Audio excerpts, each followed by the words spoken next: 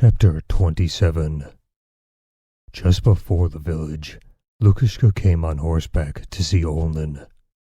He looked more dashing than ever. "Well, are you getting married?" asked Olnin, greeting him merrily. Lukashka gave no direct reply. "There, I've exchanged your horse across the river. This is a horse, a Kabarda horse, from the Love Stud. I know horses." They examined the new horse and made him caracole about the yard. The horse really was an exceptionally fine one, a broad and long gelding, with a glossy coat, thick silky tail, and the soft fine mane and crest of a thoroughbred. He was so well fed that you might go sleep on his back, as Lukashka expressed it. His hooves, eyes, teeth were exquisitely shaped and sharply outlined, as one only finds them in very pure bred horses. Olnin could not help admiring the horse. He had not yet met with such a beauty in the Caucasus. "And how it goes," said Lukashka, patting its neck. "What a step, and so clever. He simply runs after his master." "Did you have to add much to make the exchange?" asked Olnin. "I did not count it," answered Lukashka, with a smile. "I got him from a kunka." "A wonderfully beautiful horse. What would you take for it?" asked Olnin. "I have been offered 150 rubles for it, but I'll give it to you for nothing," said Lukashka merrily. "Only say the word and it's yours. I'll unsaddle it, and you may take it. Only give me some sort of a horse for my duties." "No, on no account." "Well then, here's a dagger I've bought for you," said Lukashka, unfastening his girdle and taking out one of the 2 daggers which hung from it.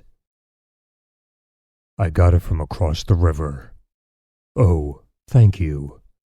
And Mother has promised to bring you some grapes herself." "That's quite unnecessary. We'll balance up some day. You see, I don't offer you any money for the dagger." "How could you? We're kunkas. It's just the same as when Gary Khan from across the river took me to his home and said, 'Choose what you like.' So I took this sword. It's our custom." They went into the hut and had a drink. "Are you staying here a while?" asked Olnin. "No. I have come to say goodbye. They are sending me from the cordon to a company beyond the Terek. I am going tonight with my comrade Nazarka." "And when is the wedding to be?" "I shall be coming back for the betrothal, and then I shall return to the company again," Lukashka replied reluctantly. "What, and see nothing of your betrothed?" "Just so. What is the good of looking at her? When you go on campaign, ask in our company for Lukashka the Broad. But what a lot of boars there are in our parts. I've killed 2. I'll take you. Well, goodbye. Christ save you." Lukashka mounted his horse, and without calling on Maryanka, rode caracoling down the street, where Nazarka was already awaiting him. "I say, shan't we call round?" asked Nazarka, winking in the direction of Yamka's house. "That's a good one," said Lukashka.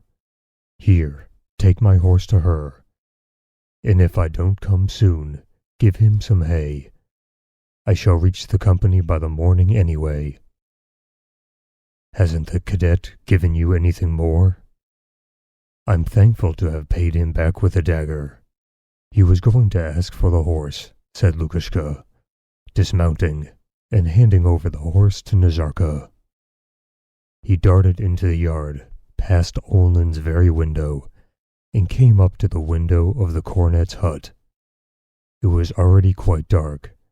Maryanka, wearing only her smock, was combing her hair, preparing for bed. "It's I," whispered the Cossack. Myanka's look was severely indifferent, but her face suddenly brightened up when she heard her name. She opened the window and leant out, frightened and joyous. What do you want?" she said. "Open," uttered Lukashka. "Let me in for a minute. I am sick of waiting. It's awful." He took hold of her head through the window and kissed her. "Really do open." "Why do you talk nonsense? I've told you I won't. Have you come for long?" He did not answer, but went on kissing her, and she did not ask again. "There, through the window one can't even hug you properly," said Lukashka. "Myanka dear," came the voice of her mother. "Who is that with you?" Lukashka took off his cap, which might have been seen, and crouched down by the window. "Go, be quick," whispered Myanka. Lukashka called round. She answered. "He was asking for Daddy." "Well then send him here." "He's gone. Said he was in a hurry." In fact, Lukashka, stooping, as with big strides he passed under the window, ran out through the yard and towards Yamka's house, unseen by anyone but Olnin. After drinking 2 bowls of shakir, he and Nazarka rode away to the outpost. The night was warm, dark, and calm. They rode in silence. Only the footfalls of their horses was heard. Lukashka started a song about the Cossack, Mingal, but stopped before he had finished the first verse. And after a pause, turning to Nazarka, said, "I say, she wouldn't let me in." "Oh," rejoined Nazarka, "I knew she wouldn't. Do you know what Yamka told me? The cadet has begun going to their house. Daddy Eroshka brags that he got a gun from the cadet for getting him Myanka." "He lies, the old devil," said Lukashka angrily. "She's not such a girl. If he does not look out, I'll wallop that old devil's sides." And he began his favorite song. From the village of Ismailov, from the master's favorite garden, once escaped a keen-eyed falcon. Soon after him a huntsman came a-riding, and he beckoned to the falcon that had strayed. But the bright-eyed bird thus answered, "In a gold cage you could not keep me, on your hand you could not hold me, so now I fly to the blue seas far away. There a white swan I will kill, of sweet swan flesh have my fill."